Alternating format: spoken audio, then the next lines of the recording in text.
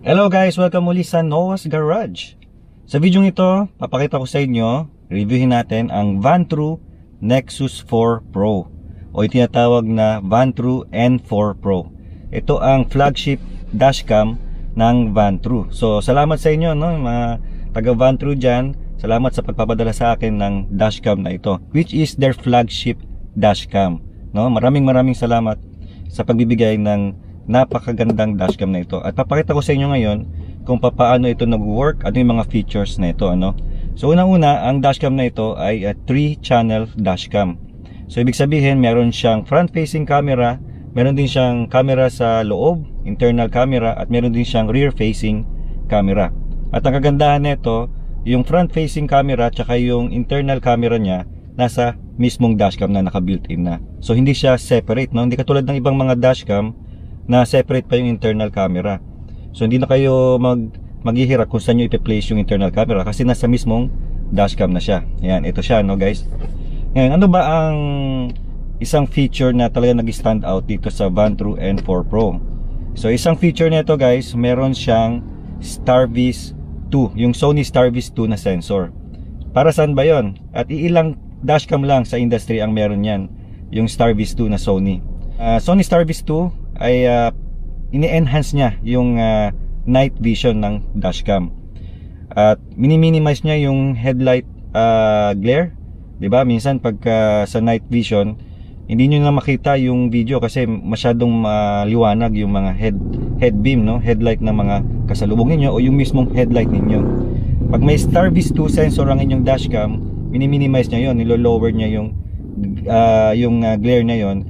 Ibig sabihin, makakuha kayo ng mas clearer na footage sa inyong dashcam. So yun yung isa sa pinakamagandang feature ng Vantrue N4.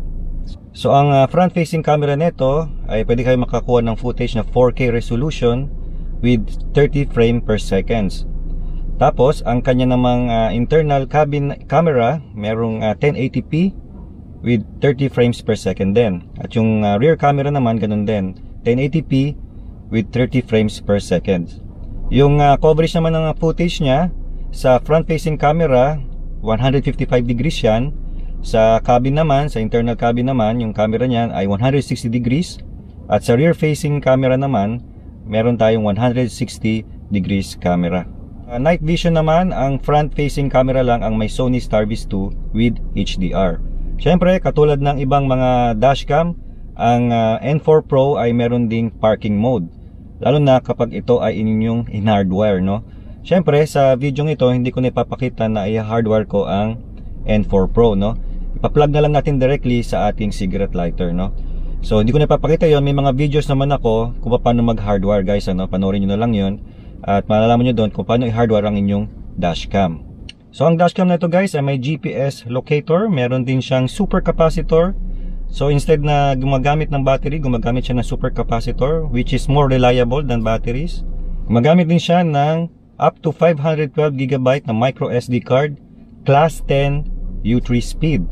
So ibig sabihin, mas magandang footage ang makukuha ninyo sa ganitong klaseng micro SD card. And inside the box, guys, meron tayong wiring diagram. Meron din tayong user manual. At dito sa mga accessories niya, nandito yung kanyang power cable na may USB-C connector, ano? USB-C na siya, guys, ano? At dito sa mismong power cable niya, meron siyang USB port, no? So pwede kayong maglagay ng mga accessories niyo pa dito sa mismong charger niya kasi may USB port siya. Meron din tayong push tool pang-organize ng mga wires ninyo.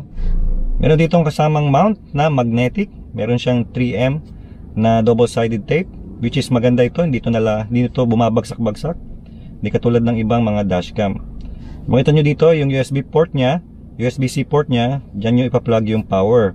At itong kabitan ng dashcam mismo ay na-adjust, ano. At meron din itong dalawang extra mounting tape. Dito naman yung rear camera niya. Na-adjust din ang tilt ng camera nito para mas maganda ang kuha ng inyong rear camera. At ito, guys, yung main camera natin. Makita natin dito na mabigat ito. Yung build quality napakaganda. Flagship na flagship ang dating, ano. Front facing camera niya napakalaki. Ito naman yung kanyang internal camera, no. Internal camera niya. At na-adjust din yung tilt nito. At makita nyo dito, andito yung kanyang front-facing camera. At dito sa Nexus 4 Pro, meron siyang 3.19 inch na screen. So, bihira ka na lang makita ng mga screen ngayon sa mga dashcam. Kasi karamihan na ay mga Wi-Fi na, true Wi-Fi na, no? Ino-open na lang sa mga apps ninyo, no? Sa mga cellphones. Pero dito sa N4 Pro, dalawang option natin. Pwede nyong kontrolin siya dito sa screen ninyo, sa dashcam, at pwede rin nyong kontrolin sa inyong apps, sa Vantru apps na pwede nyong install sa inyong mga smartphone. So, dalawang way para makontrol o makita yung mga footage ninyo. Sa baba nito guys, nandito yung record, change view, mic, and Wi-Fi, no? Meron ditong IR sensor na makikita ninyo. Tapos, meron din tayong shorter cable, USB-C din. Isa pang accessories na ito, yung rear cable niya ay 20 foot. Yung rear cable niya, saktong-sakto lang yan. Kahit na van pa ang inyong sasakyan, saktong-sakto i-route yung cable na yan hanggang sa likod. Meron din tayong dalawang transparent film for mounting. So, gagamitin nyo to bago i-mount yung inyong dashcam. At meron din itong sticker na warning sign, pero syempre di natin ikakabit yan. At lastly, meron siyang cleaning cloth, no? Pwede nyo magamit na panglinis ng lens ng inyong mga dashcam. Install natin siya, no? Pakita ko sa inyo yung basic installation ng dashcam guys, ano? So first, kailangan yung i-mount yung mounting accessory niya dito sa inyong front windshield. Ganoon din yung inyong rear dashcam sa likod. So pumili na kayo ng pwesto kung saan nyo gustong ilagay o i-mount yung inyong dashcam. So dito, syempre yung pagre-route ng cable, pare-pares lang naman yan sa lahat ng dashcam. Sa harap, kung gusto nyo, yung iba hindi na nagre-route diretso na nakabagsak yung mga linya nila, yung mga cable nila papunta dito sa cigarette lighter. Pero syempre tayo gusto natin na organize tayo. Pero sabi ko nga kanina, for this video, diretso muna natin isasaksak ito sa ating plug, no? Sa ating charger. Isaksak ninyo yung USB-C cable doon sa USB power plug. Tapos yung main dashcam, magnetic yan, lalagay nyo lang direkta doon sa inyong mount. Pagdating naman sa rear, ganun din. Pag na-set up nyo na yung cable, yung power cable nya, ipa-plug nyo lang doon sa inyong rear dashcam. I-route nyo yung cable pabalik dito sa dashcam ninyo at isaksak ninyo dito sa inyong N4 Pro. Tapos, pagka pinower on ninyo ang inyong sasakyan, automatic na bubukas o magte-turn on din yung inyong N4 Pro. Ang kagandahan ng N4 Pro, meron siyang screen, ano? So, lahat ng functions niya, makikita ninyo dito sa screen na ito. Ang kagandahan niyan, hindi lahat ng dashcam meron yan. At ang maganda pa sa N4 Pro, meron din siyang app. So, pwede nyo rin makita yung inyong live footage at yung mga recordings sa Vantru app ninyo. So, tulad dito sa video na ito, makita ninyo yung app na ito. Lahat ng mga features ng N4 Pro ay makita ninyo sa inyong application sa smartphone ninyo. So, lahat yan, pati mga frame per seconds, lahat ng settings ma-edit ninyo sa inyong app. At ganun din guys, ano, kung ayaw nyo dito sa applications, nahase lang kayo o medyo technophobic kayo, hindi kayo masyadong technical sa mga technology, edi dito lang kayo sa mismong dashcam mag-control. Pwede rin yan. Yan ang kagandahan ng N4 Pro. Okay, so after installation, tingnan naman natin yung mga footage nito day and night. Okay guys, so nagre-record tayo ngayon. Actually ito live. Makita nyo ako, ito yung internal camera natin. Ang resolution nito ay 1080p, 30 frames per second. Sa front facing camera naman, makita nyo dyan, 4K yan, 30 frames per second. Ano. Yan. So, sa rear naman, 1080p rin yan, 30 frames per second din. So, makita natin na 3 channel siya, itong dashcam na ito. No? So, napakaganda. Maganda yung protection niya. Almost 360 protection na siya. So, tingnan natin kung talagang maka-capture nito yung mga plate number ng ating mga kasalubong, yung mga mo-overtake sa atin. Kasi napaka-importante nun, lalo na kapag may emergency, dapat clear yung footage nyo, no? Dapat malinaw yung footage. So, tingnan natin.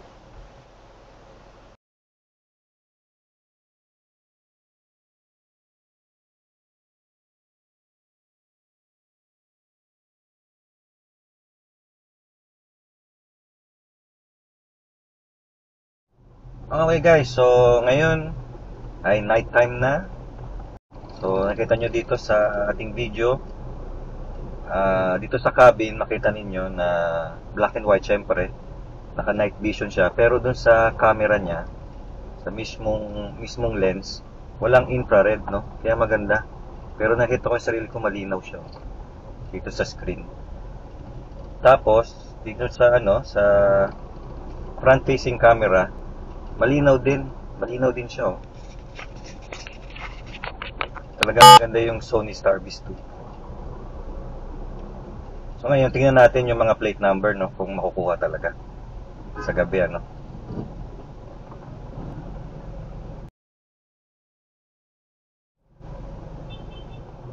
So umaambon pa yan guys, no. Medyo malabo pa yung windshield natin kasi umuulan, no. Maambon. Kailangan ko na kasing tapusin tong product review na ito kasi meron pa tayong re-reviewin na produkto sa susunod nating video. At sigurado ko magugustuhan nyo yan. Abangan nyo guys, no? Susunod na upload natin.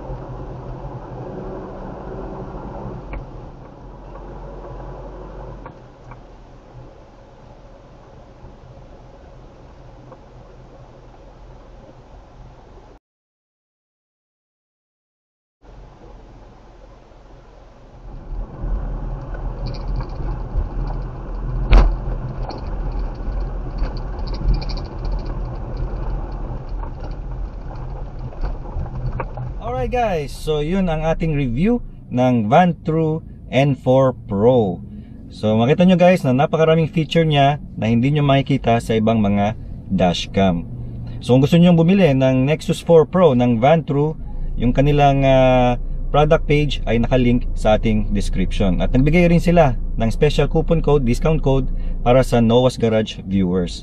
Okay, check them out sa link sa description. Okay guys, so maraming salamat sa panonood ng Noah's Garage. Sana natuto kayo sa ulitin.